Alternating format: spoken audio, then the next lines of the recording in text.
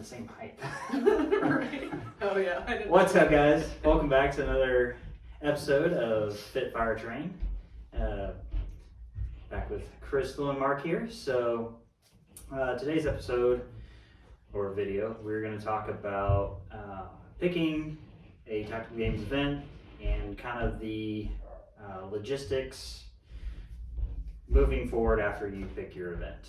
So I don't have a lot of experience with this because my first event was the national championship. You so certainly picked one, the toughest one to do. So hey, we're all going to go down to nationals. Cool. Can I come? Sure. right. Oh, it's 3 days. Oh, cool. Yeah. So the great thing is now that they seem to be putting out events as early. Like I think they put out all the events at the end of 2023, which gives you a lot of time to think about which event you're going to do logistically.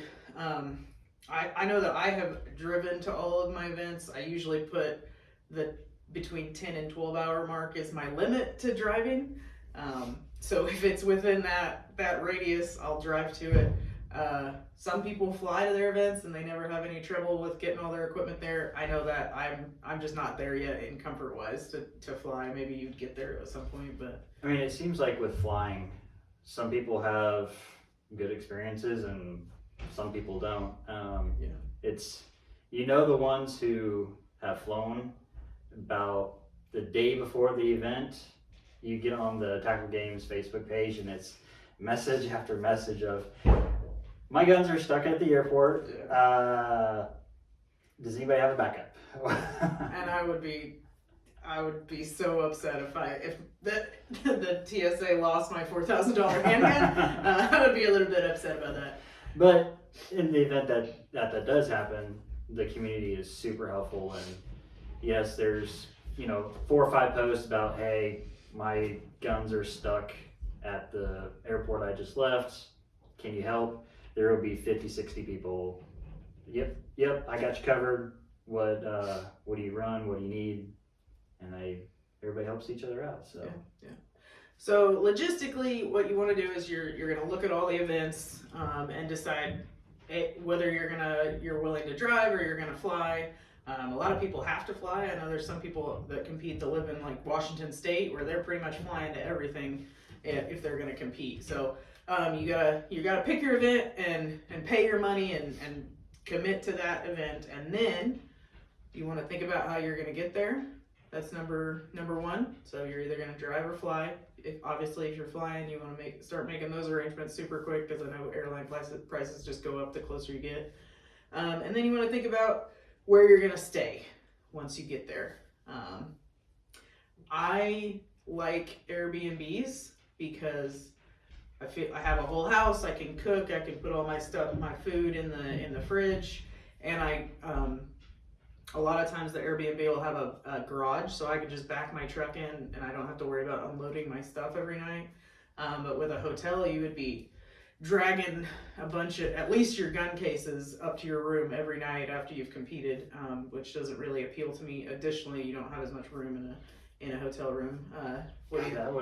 That would have sucked. I was just sitting here thinking about that. That would have sucked at nationals, carrying everything in, take it out to the truck in the morning, then bring everything back in. We'd be on like the second or third floor. Oh yeah. I mean, you never get the first floor for sure.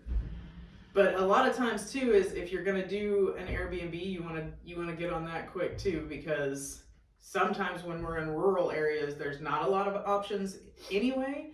And then obviously a lot of people are thinking the same way that we are. So get on Airbnb or Vrbo or whatever and try to find those spots and reserve them as soon as possible. I know that one time last year, not 2023, but 2022 at Nationals, I stayed in a tricked out camper.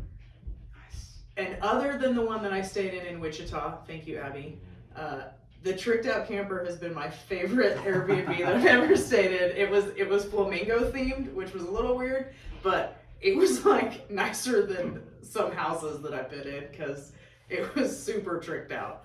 And I really liked it, and it was a unique experience. But I've never had a bad experience in an Airbnb, so. Yeah, having the Airbnb was super nice. said we brought in our food and everything, and we could cook and have a fridge for all of our cool stuff and ice maker, and the garage was really nice. Yeah. So Yeah, we just unloaded our stuff into the garage, and we just put it in and out every day. So Yep. it's been really helpful. Some people have had good success with hotels. I know that they expressed some hesitancy about pulling gun cases in through the lobby or something. That isn't the part that would bother me. It's the just having to move it up and down the lobby just because I'm lazy like that. So after you figured out your event, then you figured out where you're going to stay. Both of those things need to get done pretty much simultaneously. Especially like Iowa, there's not a lot of options. Like the towns around there are still a good 30 minutes away. There's some good options for Airbnbs and Verbos in that area, but all of those little towns are about 30 minutes away from the range itself, and that's kind of what you're going to see at all the events. I mean, I haven't been to all of the locations that we use, but they're usually, I mean, they're going to be in kind of a rural setting, so you expect to still have to drive once you get there. So I've driven as far as an hour to an event from my Airbnb, but if you can get between 20 and 30 minutes, that's fantastic. So I got one for Iowa coming up, and in July, and my Airbnb I think is 25 minutes away. So I'll usually message the Airbnb host and be like, how far away are you from this address? And if it's more than an hour, I'm like, no, I can't stay there. I gotta find something else. But I will take that address of the range and I will send it to the Airbnb host and ask them how far away that is. So before I commit. All right. So yeah, so you've picked your event, and now you figured out either hotel or Airbnb. Are you gonna fly? Are you gonna drive? So personal preference. When should you arrive at the event? So you've got one picked out. You either drove or flown in. You're all settled into your Airbnb or hotel, and now you got to do check-in. Do you like checking in the day before or day of? So my goal is always to check in the day before, I've been consistent at regional events checking in the day before, but for some reason nationals I can't seem to get my act together and get there on time the day before, so I end up checking in the day of, which is not really a big deal, but like I'm type A personality, so I want to be early. I would suggest getting there, trying to take that Friday off, if you work a regular 9 to 5, and spend the Friday driving and then getting there as soon as possible. That way you give yourself plenty of time to check in, and check-in sometimes is not at the range that you're shooting at, so you can check in, then you can go to the range, hopefully check zero on your weapon systems, and then go and kind of chill before the next day's event. So I would prefer to get there on the Friday before and check in. Sometimes that doesn't always happen. It was Texas traffic. Yeah, it was definitely Texas traffic. Driving through Fort Worth, it always gets me.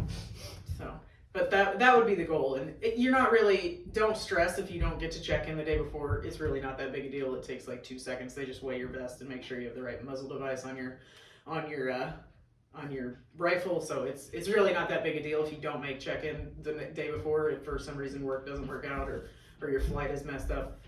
Don't stress about it, but my personal preference is to try and get there as soon as possible on Friday. Yeah, I like getting there the day before, and like at Nationals, it was super easy. You just went up to the check-in. Hey, I'm so and so. Cool, gotcha. Here's your weight vest check line, and then you just need to see your rifle and check muzzle device, and that was it. Yeah. I know for Nationals they did, but for the regional events, are you able to walk? So if you check in Friday evening, are you able to walk around and see the different ranges, or? That's been my experience. Yeah, Okay. and you can zero your rifle or make sure that your rifle's zeroed and everything. That they don't really have any restrictions at the range. They'll usually say you can only use this bay to zero your Right. stuff because everything's set up usually at separate bays. And then sometimes they'll say, hey, we need you guys to be out of here by a certain time because the volunteers have a meeting or whatever. So you usually have a small window if you need to check zero and stuff, so be prepared for that. But it's not any big secret by that time. They've usually sent you the stages anyway, so they don't care if you go to the range and check it out. Yeah, someone may or may not have printed out stage paperwork. That's fine. You know, you don't always know if your phone's gonna work. We're driving down, I'm like flipping through, I'm like, what does this mean? What does this mean? Yeah. So. Yeah. So we're I think that's pretty much all we're gonna cover in this video. Just talking about logistics, just getting the goal really is to pick your event and commit to it and just get all that logistical stuff ironed out as soon as possible, because you've got 2 to 250 competitors converging on this one range location, so you gotta be as early as possible. Like I said, for the Iowa event in July, I've already got my Airbnb booked, because that was my second thing. As soon as I knew where the range was, that was my next thing, was to get the Airbnb booked. Yeah, and they already have, it was probably early December, they already put out the 2024 Tactical Games schedule. I believe they just listed the regionals and not the skirmishes, or were the skirmishes on there as well? No, I think it was just the regional. Just regional. I know Arizona's already sold out. That's this month? Shoot, yeah. No, Or I think February. February, yeah. Yeah. February. So February in Arizona, that one's already sold out. They'll be filling up. Yep. It's catching on for sure. So If you guys got any questions, shoot us the questions in the comments, and we'd be happy to answer them for you.